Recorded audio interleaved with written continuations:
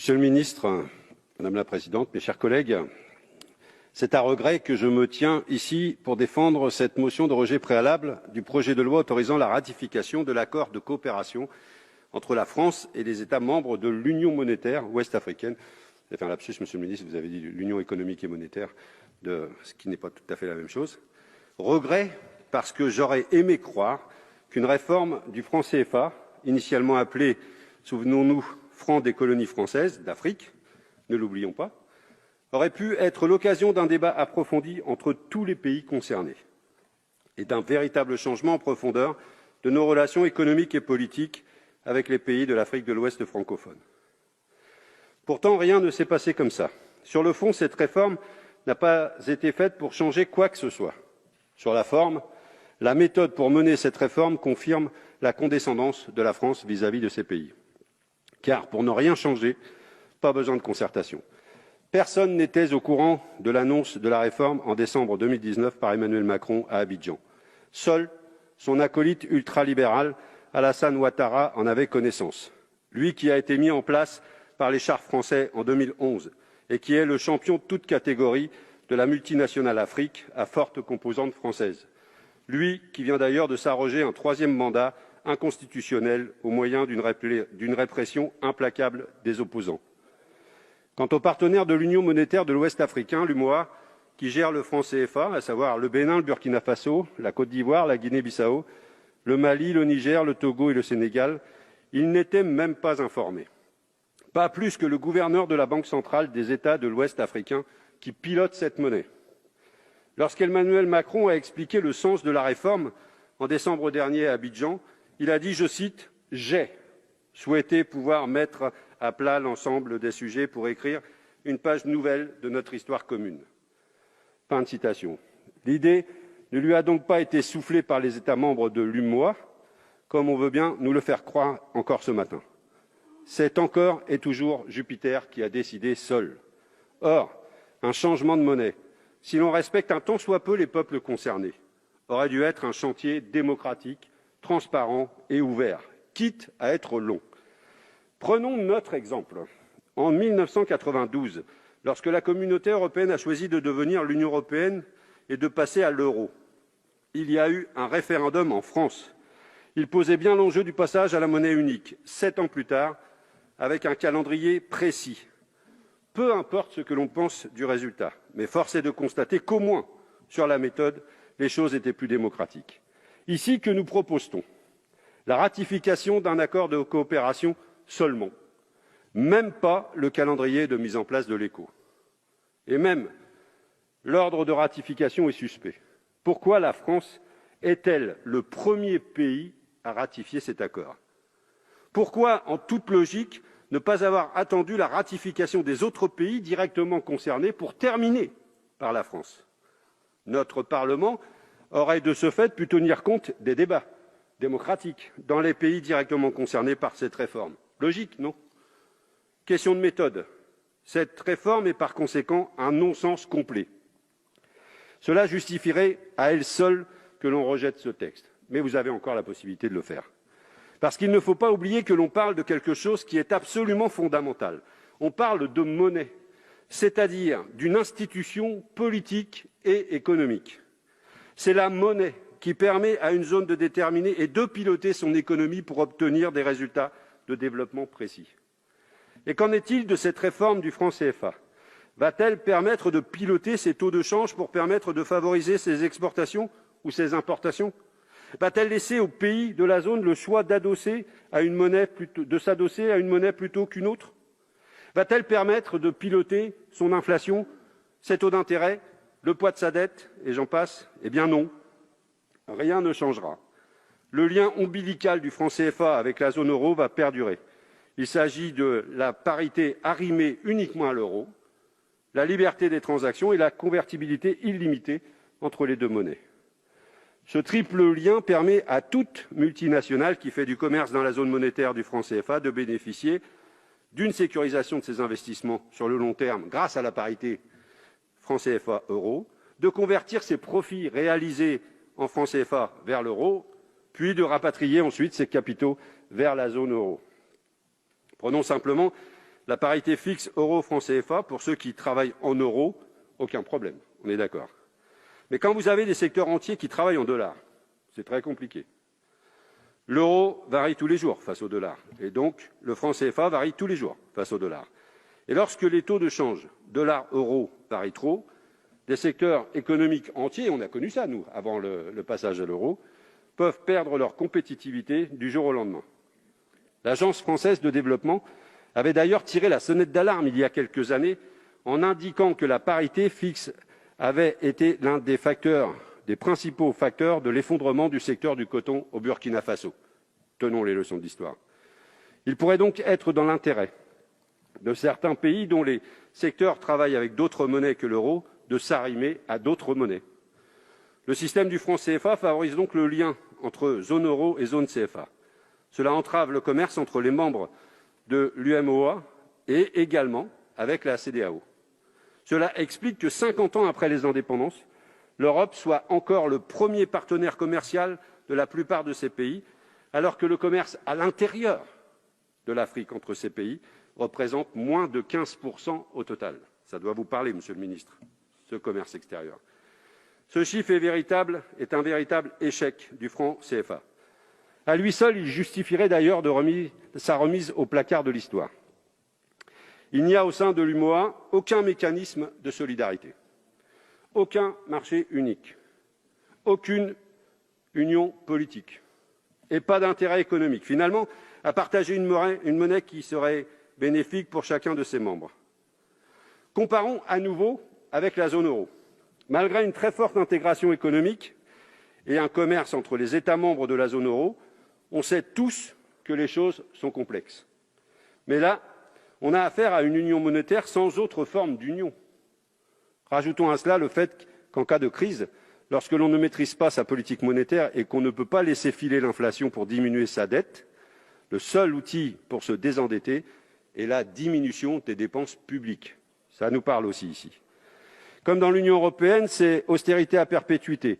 Le rôle du franc CFA dans la situation économique et sociale catastrophique des États membres de l'UMOA est donc à étudier avec sérieux.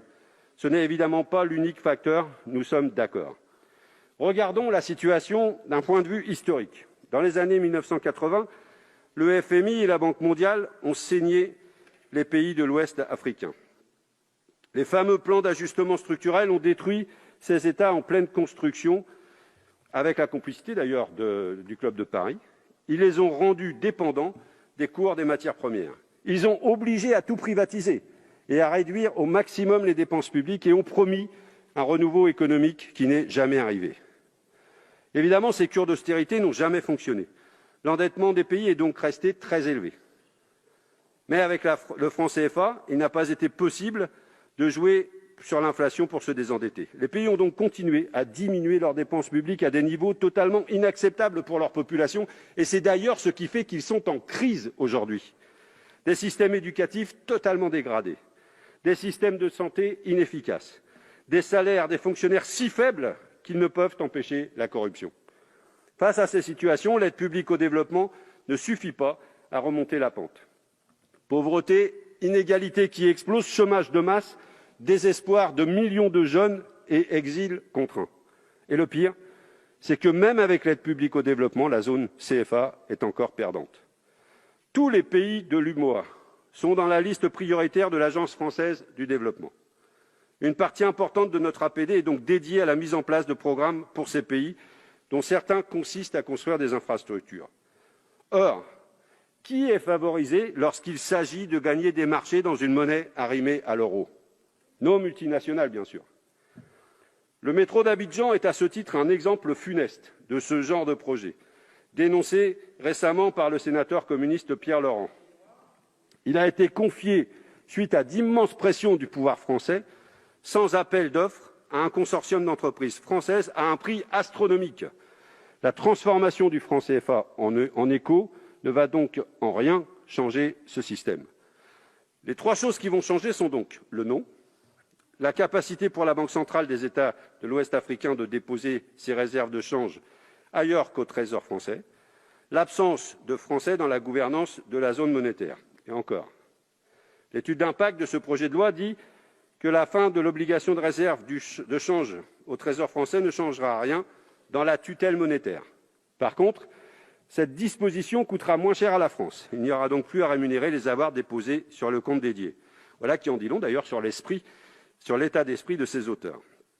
Quant à l'absence de Français dans la gouvernance de la zone monétaire, elle est à nuancer si on lit attentivement l'article 4 du traité.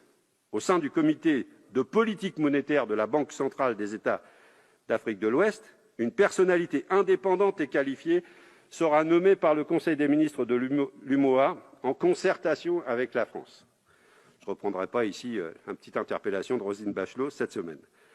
Ainsi, la France sort par la porte pour mieux revenir par la fenêtre. L'objectif de la France vis-à-vis de l'UMOA est clair, faire taire les critiques populaires sur le franc CFA par une réforme plus que minimaliste. Concernant le nom de cette nouvelle monnaie, c'est une tartufferie, comme j'en ai rarement vu. ECO est le nom du projet de monnaie unique de la communauté des États d'Afrique de l'Ouest, une communauté économique qui englobe tous les États de l'Union monétaire ouest-africain, ainsi que le Cap-Vert, la Gambie, le Ghana, la Guinée, le Libéria, le Nigeria et la Sierra Leone. La CEDEAO, ou ECOWAS en anglais, avait choisi le diminutif de son acronyme anglais pour nom de sa future monnaie. Nous avons affaire ici à une OPA hostile sur l'écho de la CEDEAO. L'objectif de la France vis-à-vis de la CEDEAO est clair. Couper l'herbe sous le pied du projet monétaire de cette zone et imposer son écho comme un fait accompli pour étendre l'influence de sa monnaie à tous les États membres de la CEDEAO. Cet objectif est clairement énoncé dans le rapport de notre commission. Je le cite à la page 22. Le fait que le changement de monnaie, seul d'un héritage controversé, est susceptible de générer une dynamique politique. Et je poursuis la citation. Il peut permettre à d'autres pays aujourd'hui extérieurs à l'UEMOA de rejoindre l'ECO. Mais cet objectif n'est pas du tout été apprécié par les pays concernés. Le Nigeria, poids lourd de la CEDEAO, a évoqué l'implosion de cette zone si la réforme du CFA était mise en place. Et plusieurs États ont condamné cette initiative très officiellement. Vouloir imposer cet écho à toute la CEDEAO est une stratégie très dangereuse. L'exécutif français prend ainsi le risque d'une crise diplomatique dans cette zone déjà en proie à de fortes tensions. L'objectif absolu dans la CEDEAO devrait plutôt être le renforcement des États, de leurs services publics, de leur économie. Seuls ces objectifs permettront d'offrir aux populations des perspectives de vie et de travail sur place. Et seul objectif pour lutter efficacement contre le terrorisme qui ronge toute cette zone. Et par cette stratégie du chaos, la France affaiblit la CEDEAO. Or, la CEDEAO est l'appui de l'Union africaine dans la région pour mener une politique de convergence économique et financière, une union douanière pour créer des intérêts économiques communs dans la région et surtout pour mettre en place une devise commune. Affaiblir la CEDEAO, c'est affaiblir le relais de l'Union africaine pour l'intégration régionale. Affaiblir la CEDEAO, c'est affaiblir le multilatéralisme africain. Vous parlez de multilatéralisme, sauf quand ça ne vous intéresse pas. Et j'imagine que personne ici ne veut aujourd'hui affaiblir le multilatéralisme africain. Voulons-nous être complices de cette stratégie de casse ? Que l'on me comprenne bien, je ne penche pas non plus pour le très libéral projet ECO de la CEDEAO. Je constate simplement que le gouvernement français s'est invité dans ce débat pour en perturber le cours. Cette monnaie, assumez-le, correspond aux intérêts des classes supérieures africaines tournées vers l'extérieur et aux multinationales qui travaillent en euros.